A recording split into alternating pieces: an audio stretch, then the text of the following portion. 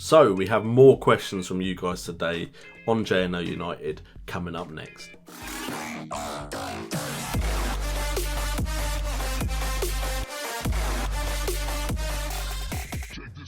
What's up guys, and welcome to JNO United, bringing the best in football news, entertainment and games. And today we have more subscriber questions about FPL, and we'll get into them in a second. But before that, if you're new around here, make sure to subscribe and leave in the comments down below any more questions you have, and I'll try to reply to them in the comments down below.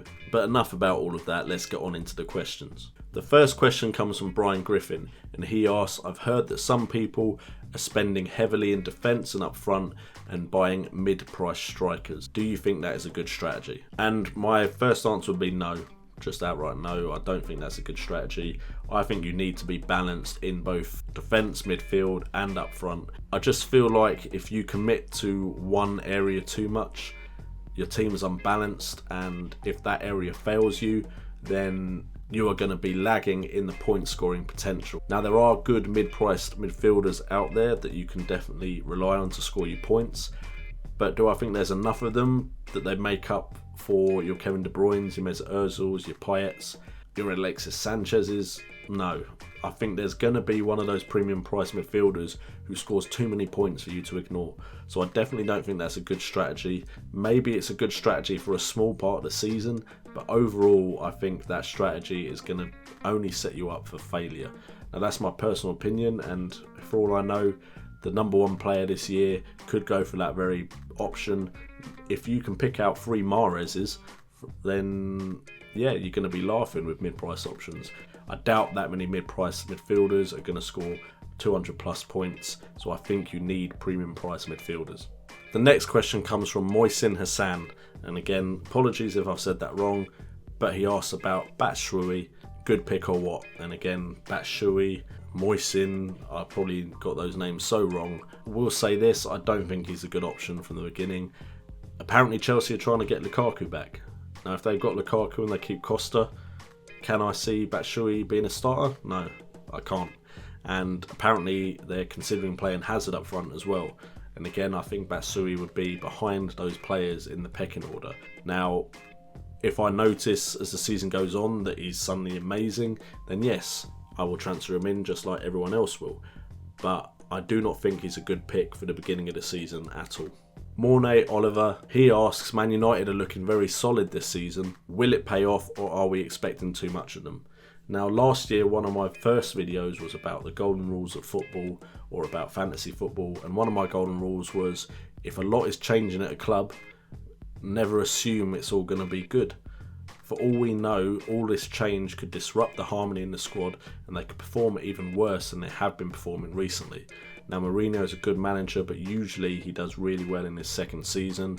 A lot of new players coming in, could need time to gel, so it could be we're all expecting Mkhitaryan and Zlatan to hit the ground running, but it could take some time, so we might be expecting too much of them. Also, I've heard recently that Schweinsteiger has been kicked to the reserve team by Mourinho and told to find a new club, and it feels a bit similar to what was happening at Chelsea already for Mourinho. Hopefully it's not, because I'd like to see all the managers performing really well, or respectably well, in the Premier League in this season, the top managers anyway.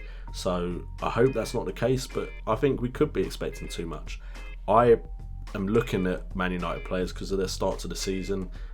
I think they could do well, but I could be completely wrong.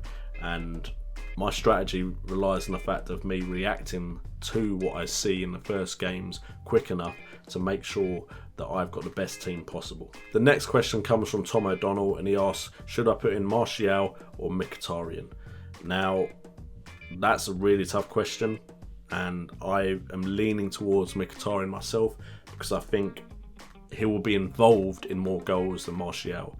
That's including assists. I think Martial is definitely going to be a player that challenges him as far as goal scoring goes. I just don't think Martial will get as many assists as Mkhitaryan, which is why I think Mkhitaryan might be the better option.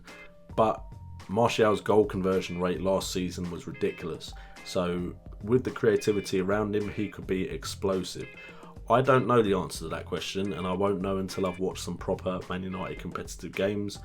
I'm hoping that I picked the right one, but Martial could be the hidden secret to your FPL sides at the beginning of the season. Class as a midfielder, if he scores a lot of goals at the beginning, he's getting an extra point for every single one of those goals. So I don't know the answer to that. I wish I did. I wish I could be more helpful, but I don't know which would be a better choice. Dennis Nielsen asks, is it worth getting West Brom defenders on the team? I'd say yes. I think you need a West Brom player. Not need, but I think West Brom players are good choices as defenders and keepers, because I think, one, you've got 4.5 options, so you're saving up money to spend elsewhere. Two, historically, they do quite well defensively, and of course that can change at the drop of a hat, but if you're going to put money on something, you might as well go for something that has some sort of stats to back it up, and I think West Brom could definitely get you clean sheets, so they are good options in defence. And the final question is similar to a question I answered about Payet and Mahrez, and it is Payet or Mkhitaryan. Now, again, I'm looking at the start of the season, and I'm looking at who is going to be more rested and more ready for the start of the season, and that would be Henrik Mkhitaryan. Do I think he will outscore Payet? I think this is a drop of the hat, a needle in the haystack kind of attempt at making the right decision here. I think Mkhitaryan and Payet are going to be very close for top scoring midfielders of the season with Kevin De Bruyne and Mahrez. Mahrez all depends on Leicester and how well they do, but I seriously think De Bruyne and Mkhitaryan, at the sides they're in, if either of those sides gel, they will probably be the top scoring midfielder this season, other than maybe if Alexis Sanchez finds his goal scoring form again. Mkhitaryan I'd go with for the beginning of the season, just because I think he's going to be more ready. But you could pick any of the premium price midfielders from 9.5 million up, and you could get a good argument as to why you should have him in your side. So until I see competitive games, unfortunately I'm going to sit on the fence and say I don't know. But I'm going with Mkhitaryan at the beginning, if you want to know where my gut is lying. Anyway guys, thank you so much for the questions. Thank you so much for tuning in as always. I've been JNO, you've been awesome, and remember, it's all about the game.